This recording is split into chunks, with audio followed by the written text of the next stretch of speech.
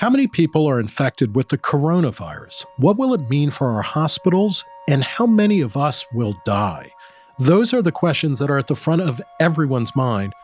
To get the best possible sense of things, I turn to Reason Science correspondent Ronald Bailey to discuss the constantly changing, often contradictory information coming from official channels. We are going through this almost daily change-up of how many people of us are infected and how many people who are infected are going to die. What is the latest reading that you have on this? Well, in the United States, presumably, we're focusing on that. Yeah, but we'll start with that. Yeah. All right. We're talking basically on a Friday afternoon. It's around just shy of 90,000 Americans are diagnosed with having been infected with the coronavirus that causes COVID-19. The number of deaths is around 1,500 at this point. Mm-hmm. So that's where we're standing at currently. It continues to accelerate. It's going faster. And the question is, how much faster is it going to go and how high will it get before it turns around? Right. So can you answer any of those questions? What are the best guesses? Because we hear constantly changing idea. That the CDC a while ago had a worst case scenario that had something like 1.7 million Americans dying in the worst case scenario. We heard from Imperial College in London that it could be a couple of million people, et cetera.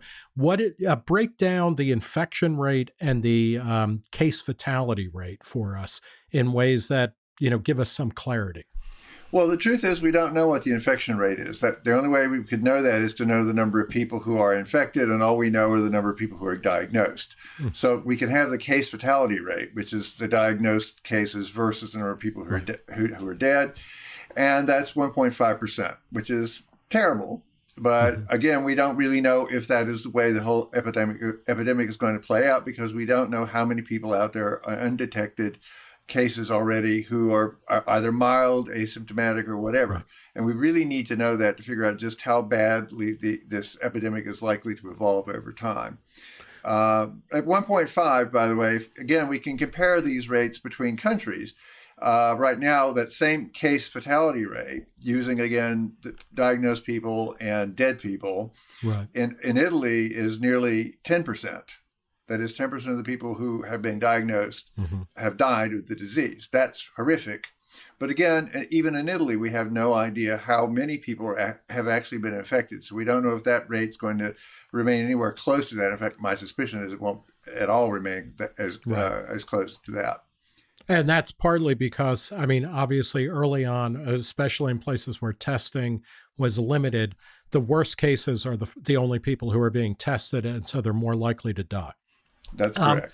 We talked a couple of weeks ago, I guess now, about coronavirus, and just to kind of update on some of those conversations. The case fatality rate, or overall, once we know everybody who is infected and how many people die, we were talking around 1% of people who are infected die.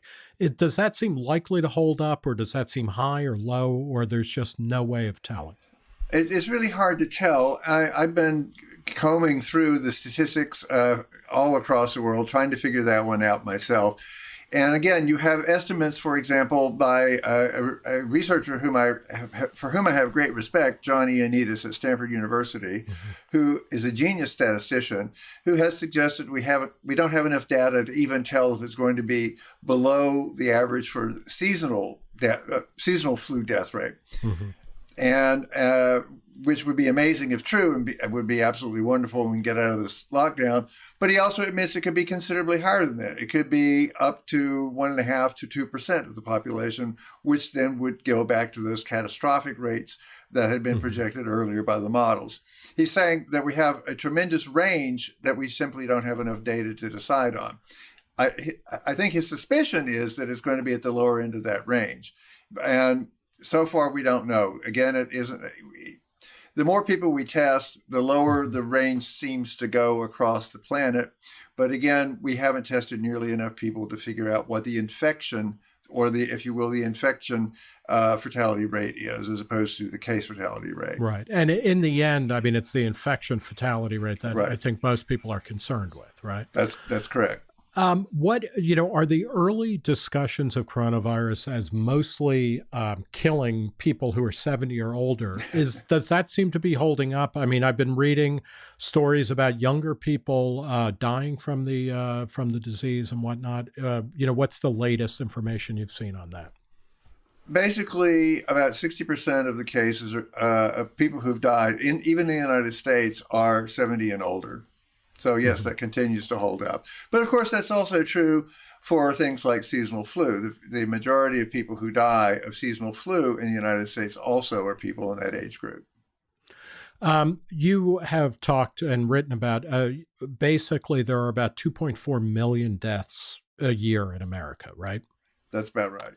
Yeah. And so, and I mean, this sounds grim, but on another level, we are in a complete lockdown as a country. I mean, we have really ground almost all activity to a halt, that's considered non-essential. The economy is tanking, et cetera.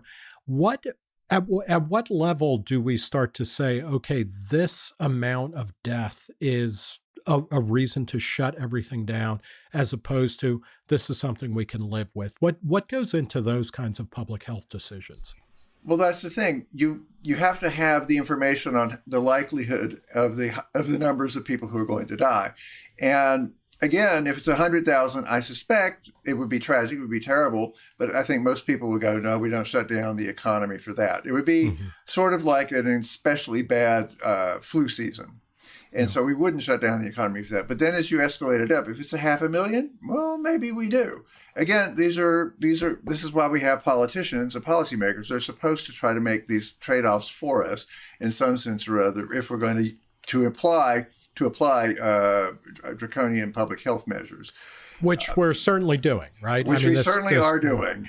How I guess a couple things. How confident are you that the lockdown model, which is now in place basically everywhere, is that going to contain things?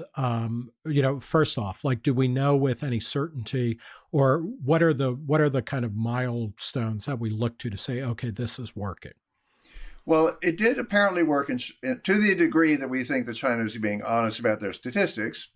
It does apparently seem to have worked there, but it was quite draconian, as you know. The places where just in the West where we've just now done it, it will take another week or so for us to know whether or not that's going to flatten the curve. Okay, and so that means is it the number of deaths? Is it the number of infections? I mean, it's both. It would be both. They're and related. All of this is hard to know because the testing is kind of like a moving target, right? We're testing many more people now, so the data we're getting is not directly comparable to even a week ago. Well, right. And it's not only testing, it's the people who, the infection period is 5 to 14 days. So people may not know yet if they're going to get the disease. And that would have to unfold over this period of time so that we have a better idea of how many people actually got infected prior to the lockdown. What are the lessons that we can learn already from the way that the various government, whether it was local, state, or federal health agencies, responded to the early cases of this? What do we know went wrong, and what are we doing to correct that course? Well, from my particular point of view, and I've been somewhat obsessive about this, is the main problem is that there was complacency to it. There was not enough testing done. The states were actually following the directions of the Centers for Disease Control and Prevention, and basically only testing people who had traveled to China or back from China, and people who had been associated with them. And this, by doing that, they missed the fact that the disease had already begun spreading throughout the country. And by missing that, we missed the opportunity for finding out who was infected, getting their contacts, and telling everyone in that group to stay home. We might have been able to contain the epidemic a lot more than we have been able to do. So that's the main failure. I don't think that we can blame the state governments for that. They were following what they thought were federal guidelines. So I think it was a massive failure on the part of our federal public health officials. You've written about this. The FDA now, which is in charge of drug testing and whatnot, has put a moratorium on at-home testing. What does that mean, and why is that a bad thing? Well, the at-home testing right now would be something that could be rolled out very fast. In fact, there were 4 companies that were planning to do that earlier this week, and they thought that they had reason to do that under the FDA's emergency use regulations. But then the FDA said, "But no, you can't do that. They might be fraudulent." But the 4 companies that were doing this under no circumstances were fraudulent companies. They've already are diagnostic companies. They know how to do this. The samples they were going to get from their customers were going to go to FDA approved labs for testing, and it seemed like a perfectly reasonable thing to do. And this would be one way to roll out and get a lot more data from the public about how broad this epidemic is at this point. All of these data would have been reported to public health authorities, and we would have a much better idea if they'd allowed that to go forward. What goes into I can't ask you to like read the minds of bureaucrats or whatever, but why in this moment would they still be kind of sticking to ways that have already been kind of superseded by events? It's an extremely good question. The problem is that no bureaucrat ever wants to be told that they had approved something that turns out to harm somebody. Right. And one of the concerns, and they should be concerned about this, there are a lot of quacks out there who are trying to offer cures for coronavirus, this, that, and the other thing. And that does need to be monitored and has to be stopped. And that's their role to do that. But these tests clearly do not fall in that category of fraudulent products that would be available to the public. And that should have been obvious. They know these companies. What countries so far or subunits within the United States do you think have done the best job of kind of dealing with containing the coronavirus? I mean, we hear about South Korea, Taiwan, Singapore, doing a good job of doing mass testing and locking people down and quarantining people who are infected. Countries like the Netherlands and Sweden seem to be allowing a kind of herd immunity way of dealing with this. Can you talk about what seems to be working, or are there places in the United States that are doing a particularly good job? Well, let's divide that up. Let's look at what's going on briefly in the Netherlands and in Sweden. They haven't locked down their entire countries, but they have begun to close down cafes, bars, that kind of thing, and to prevent certain kind of gatherings anymore. The idea. There's a model inside the Netherlands where the epidemiologist there thought that the casualties, if you will, the deaths wouldn't be that great. And so the government is actually following that model and hoping that their statisticians are better than our statisticians. And we will see. The thing is that in the last week or so, the Netherlands rates for infections and for deaths is accelerating. So they may have made the wrong bet. Again, we won't know for another week or so. Sweden's rates are also accelerating, as far as I can tell at this point as well. So they may be moving in the direction of a lockdown or not. Again, let 1,000 flowers bloom and we'll have better data. It may be tragic for the Netherlands or Sweden, or it may turn out we've knocked their economy into a black hole for no good reason. We'll find out. Can you talk about the Imperial College numbers? Because this, and again, this is like, after 9/11, we all became, structural engineers, within 48 hours. After 9/11, we all became financial sector analysts, and now everybody's being asked to be kind of armchair epidemiologists. We heard from Imperial College of London, a study came out that was so influential and so terrifying that England reversed course and went to lockdown rather than doing herd immunity. Then a couple of days ago, apparently one of the main people behind that study said, look, we're going to be okay. Then he seems to have reversed course. What is going on there? And what is ultimately what's the import for those of us, trying to figure out what's going on? Well, what the Imperial College model did was basically said, assume the governments and people make no changes whatsoever in the face of the epidemic. This is how many people will die, and this is how many ICU beds we'll need. And the results were terrifying. But they made the untenable assumption that nobody was ever going to do anything about the thing other than get the disease and die. Mm-hmm. Well, all right, that's a nice baseline to have, but it is a good way to make policy. Well, then the next problem is that the guy who's the head of it, a guy named Neil Ferguson, testified in front of a parliamentary committee. Well, thank goodness it's only going to be 20,000 people dying instead of 500,000 people dying in Britain now. And the reason was that because the lockdown is working.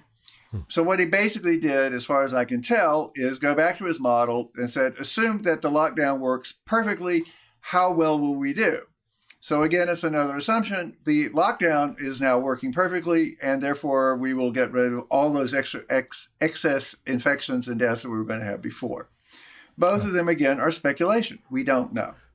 So at what point does, and there seems to be a brewing kind of tension between epidemiologists or focusing on data as it becomes available and as it becomes better, more numerous, and hence more representative, and modeling.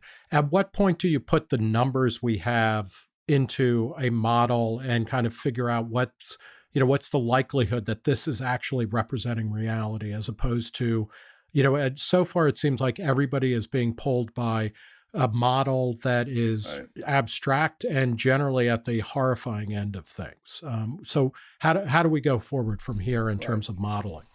Well, first of all, part of the reason that people are focusing on the horrifying is that they would say out of an abundance of caution. The other truth of the matter is, and you know this as well as I do, that those people who are reporting on this, those members of our fellow journalists, will tend to focus on the high-end number because that's the one that catches people's attention. But the thing is, the models are never going to tell us what the results are. What we really need to do is to roll out a massive amount of testing, eventually everybody, but that's another public policy thing. But what we really need to do now is to do a fairly wide-scale random testing of the American population to find out just how many people are infected.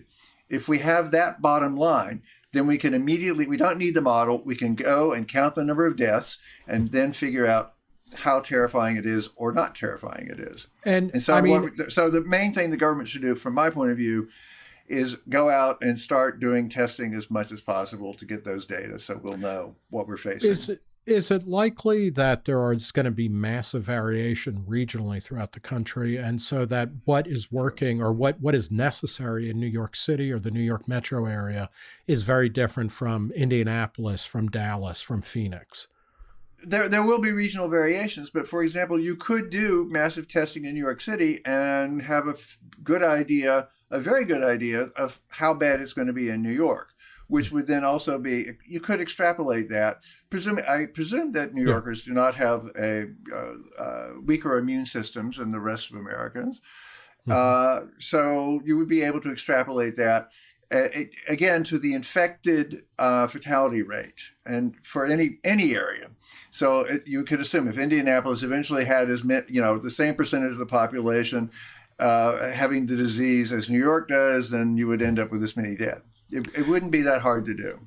What is the, going forward?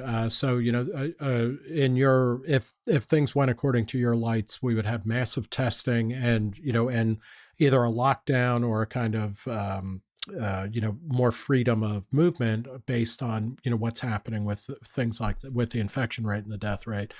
What about vaccines, or how do we clear this in a way that we're not worrying about it every year? Or is that just, is the coronavirus or something like it going to be an add-on to the annual, 10,000 to 60,000 annual flu deaths in a given year? Is this we're just going to be coming back to this every year?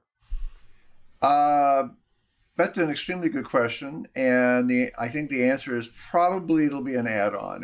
You can't put it back in the box. On top of our flu vaccine every year, we may get a coronavirus vaccine. Though the good news is this one doesn't seem to be mutating at all the same way that flu does, so we probably may not need an annual version of it. In which case, it's like it can actually be once we're immune to it, it stops being a threat. It stops being a big threat, right? Do we, why is it attacking older people? Because one of the things that is odd is the flu is kind of, an equal opportunity killer, right? No, no, No? Oh, no, okay. no, So no explain that. flu. No, the flu actually kills older folks at probably about the same percentage rate as the coronavirus does. The majority of flu deaths in the United States every year are people over age 65. Okay. So, Um, so, and it's largely because, unfortunately, as we get older, our immune systems become weaker over time. They're less responsive. Do you, the one criticism that comes up now is that there is essentially no financial incentive for a pharmaceutical company to develop vaccines for things like this. Is that an apt criticism of the system? And if so, what are the ways to incentivize quick moving, pharmaceutical interventions or other types of medical interventions into something like this? Right. Well, one of the things that, right now they're trying, right now, okay. Right now, a lot of researchers are using a lot of the antivirals, for example, that were developed during the Ebola crisis that occurred. And those, once Ebola, excuse me, once Ebola was defeated, these antivirals were put back on the shelf and nobody tested them anymore. And what should have happened probably is to continue trying it on various possible, theoretical, if you will, infections such as coronavirus. We know that coronavirus could transfer over to people because we had the SARS virus do that in the early part of the century, and later on the MERS virus, which was out of the Middle East. So we know the coronavirus is always out there ready to come over for us, and now finally one has gotten us. So there were actually companies that could have been testing their antivirals against these viruses all along, had they been incentivized to do that.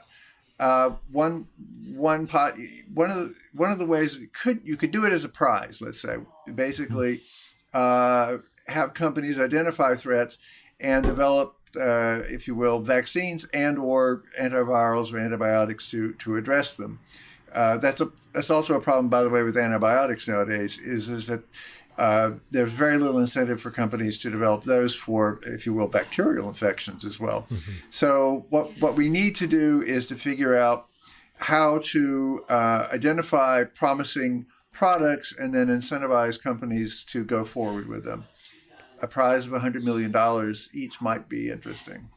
Yeah, and that would be cheaper ultimately than we're looking at trillions of dollars in either direct payments or in Fed money and things like that. Absolutely.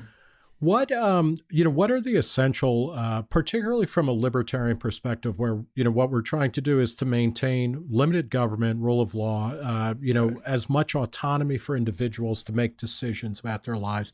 There's always some level of tension between public health and a kind of libertarian understanding of things, but they're not mutually exclusive by any stretch. What are the essential lessons from a public health perspective do we need to learn and kind of insist on going forward that does as much as possible to prevent this type of thing from reoccurring or happening on a regular basis and maintain kind of individual freedom to the greatest degree possible? The two things I would like to say about that. One is that when we're having pandemics or epidemics, that kind of thing, they're occurring in essentially an open access commons. And the problem with the commons is that we libertarians typically like to enclose commons, if you would. We'd like people to stop polluting a river. We give property rights to people who are by the river to stop polluters from doing that. Or to keep forests from being chopped down, we give property rights to the foresters and that kind of thing. Mm-hmm. But so analogically speaking, is that possible to do that, if you will, in a medical or health commons, which is what the world of bacteria and viruses we all live in? And the answer is it's pretty hard to figure out how to do that. In a certain sense, vaccination is that kind of way. You're making people responsible, if you will, so they're not slinging their bacteria or their microbes at you. But what to do in advance to, if you will, to protect the commons from invasion from outside, I think it's mostly going to come down to smart technological solutions. It's going to be basically figuring out surveillance which we're going to get better and better at. I mean, it was kind of astonishing that, again, trusting the Chinese, they found out about the virus, and within a month they had sequenced it and given it to the entire world. And, if we were back in the 1950s, we still wouldn't know what has hit us yet. So we've already made tremendous progress in that regard, and we're going to make a lot more, I think, in the future. So surveillance is key to that. Then we have to clear up the regulations so that people can start deploying things like the testing, the diagnostics, much faster than we were able to do in the United States. And then furthermore, eventually, I think that it will be possible to use computational strategies to figure out vaccines much more quickly than we do now and get them to market. But that's, a year, no. In 10 years, maybe. Yeah. Do you, is this something that you think we'll learn from as a society or as a government and use this to stop something that is truly catastrophic? I mean, I'm kind of presuming this is not going to kill, half of us, certainly, or anything like that. But that, for the next big pandemic, because, were there lessons? I mean, it seems like there were lessons we should have learned from past experiences that we didn't, that bring us to here. Are we going to learn, are we going to learn from this, or are we going to be caught either fighting this thing again and again into the future, or just get blindsided by something, whatever comes next? It would be very hard for me to imagine, and I hope this is not just optimism, is that by having a multi-trillion-dollar hit to our economy, we won't decide that we're going to we're going to have to start taking more precautionary measures in the future for preventing exactly this kind of thing happening again. I just can't imagine that we won't be able to figure out how to do that. There'll be a lot of time and attention devoted to it, and if it's not, then yeah, I don't know what to say. Is this a paradigm shift in terms of, recognizing the interconnection of, infection and of individuals and the way that we transmit it, that, that when you're talking about, the basic mechanism here is a lot of testing and then quarantining of infected individuals until they're no longer a threat. That is going to be the way that we do every aspect of our lives, where we are quicker to submit to that kind of protocol and to squeeze things out so that we actually have, in a weird way, that we trade proactively a little bit of individual freedom or opt out in order to have a world where we're not going to be locked down every time there is some kind of scary disease out there. No, I think that's exactly right. But again, if we have a robust surveillance system, for example, and a tracking and tracing system that guards privacy, which can be done, we would have been able to, if you will, lock down 1,000 people for 14 days, and the epidemic wouldn't have existed. I mean, that's ideal, but that could have been a paradigm that we can have in the future if we would be willing to do that. I think that I personally would not want to infect my neighbor with my microbes. Right. if I can be told, all right, this is what you need to do to protect your neighbors. Right. And this is also one of the distinctions, I think, early on that was worth drawing, is that I assume if you're in a country like China, an authoritarian regime, and you know that people are getting sick, and you know that the government, like if you report to the government that you're sick, you're done. Like you're never heard from again, or something like that. In an open society where you can have some trust and confidence in the authorities and in rule of law, you would be more than willing to quarantine yourself or report in order to spare things. But are we coming out of this? You and I have talked about this in other contexts. I've written a lot about it as well. Over the past 50 years, the rates of trust and confidence in all institutions in America, both public and private, have just, gone from up here, through the floor. Is the way that the country or the official apparatus is responding, is that going to build that kind of trust where people are more likely to offer up information, or to be kind of like in a prisoner's dilemma where they're like, fuck it, I'm looking out for myself because I really don't trust the other people? I fear that it's going to be the case that the way that it's been handled, this pandemic has been handled, I don't think is going to be building trust. I think that it has been handled abysmally. I hope that what comes out of this is that there will be groups who are incentivized, both political groups, but civil society groups who are incentivized to try to figure out how to build such trust in the future. I'm